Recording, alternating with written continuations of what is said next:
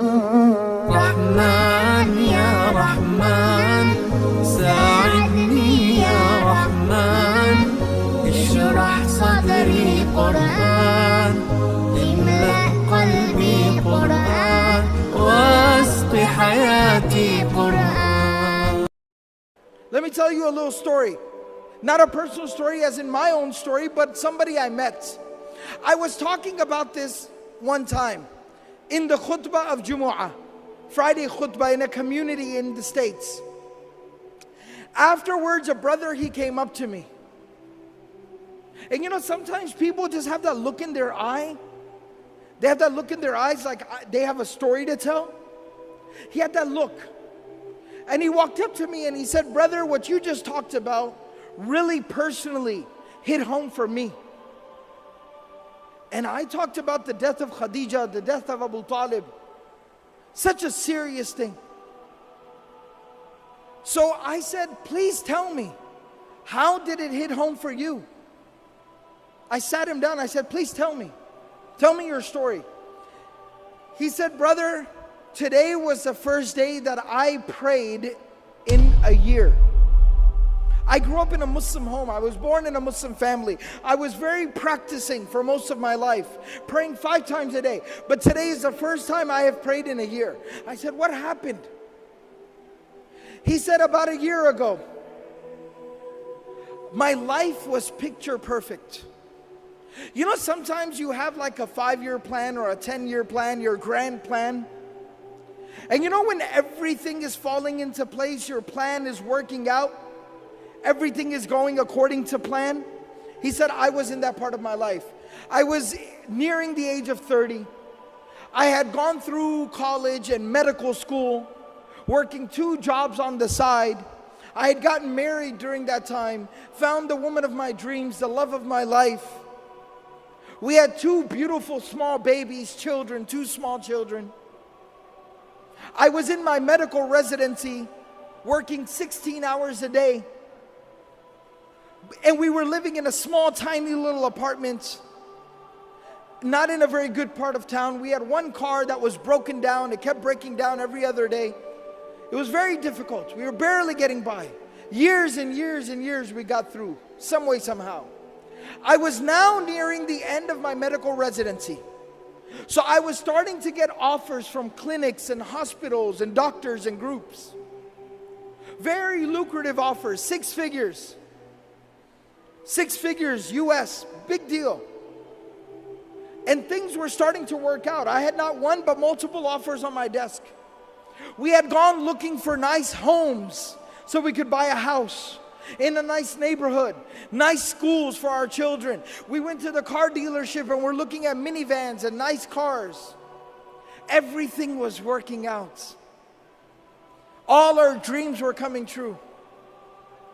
And he said, one day I came home a little bit earlier than scheduled. I walk into my house. I said, Salamu alaikum, practicing family. I said, Salamu alaikum, as the sunnah is. And nobody responded. I looked at the time, and it was usually the time my wife would put the kids down for a nap, their afternoon nap, and she would take a nap with them as well. So I said, let them sleep. I don't want to wake them up. I don't want to disturb them. So I went, I got some food, I sat down with my books, did some study, answered some emails. After a while, you know when kids, they wake up and they start to kind of fuss and make noise? I heard the kids from the room. The younger one was crying, the older one was talking, I could hear them. I got very excited, as a father does. Let me go, they're awake. It's fun time, family time. So I go to the room and I walked in and my kids are sitting on the bed next to my wife. And my wife is laying there between them, motionless, still, not responding, not reacting. And it looked wrong. Being a doctor, I jumped right in and I checked her and she had been dead. Not now, but for like an hour. She was cold, she was gone. Just like that. He said, brother, at that moment, my life, it fell apart. I lost the love of my life. My children lost their mother. And I lost my faith, my iman. He said the next 24 hours were a blur. Janaza, tadfeen, the burial, it went by. I didn't even realize what was going on. After that 24 hours ended and we buried her, I went to my room and I locked myself in my room, and I did not come out of my room for days. I kept the lights off and I just laid in my room and stared at the ceiling. I did not hold my own children in my own hands for the next few days. My mother and my brother were taking care of my babies. I didn't know what I was supposed to do. After a few days, I crawled out of bed. I reconnected with my children. I tried to get back to work, figure out how am I supposed to work and take care of my kids. My mother and my brother, they helped me so much. Slowly but surely, over the weeks and the months, I put my life back together again. I got back to work. I figured out the schedule for the children. And I started figuring things out, but there was one thing that was still missing. One thing I could not figure out. One thing I could not solve. My iman was gone. My faith had been broken. I stopped praying. I no longer had faith. I was struggling. And he said, my brother, who wasn't just somebody who just showed up and just told me what to do. You know, some people, when they give advice, they're never there for you. They never help you. They don't support you. They just show up and tell you what to do.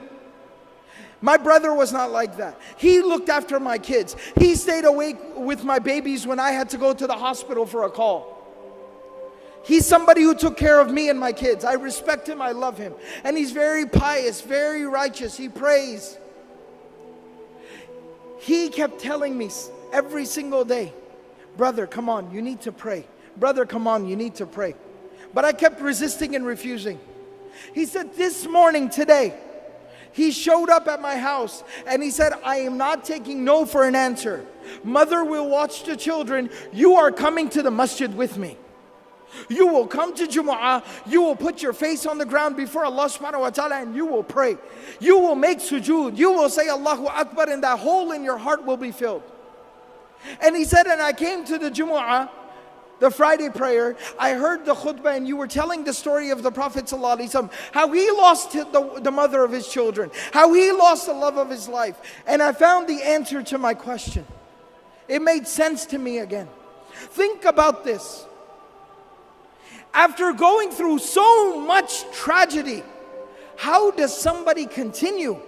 How does the Prophet ﷺ wake up the next day, go out there and preach harder than he did yesterday, work harder than he did ever before, knowing that he's going to come home to an empty home, knowing that he's going to come home to an empty bed, knowing that he's going to come home and have to look his children in the face and wipe the tears from their face that their mother is not coming back? How did he persevere? How did he continue? It was at that moment that Allah subhanahu wa ta'ala provided him a solution.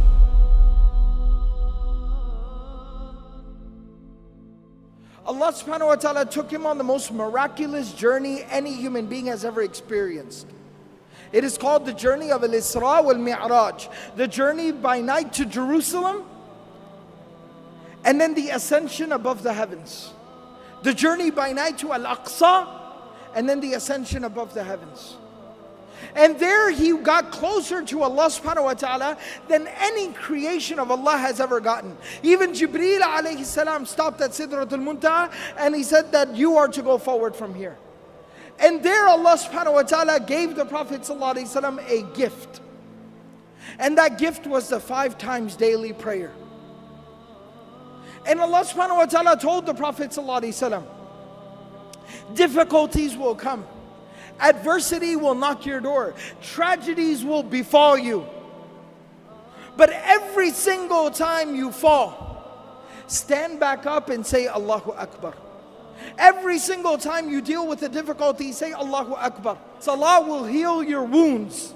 It'll solve your problems. It'll ease your difficulties.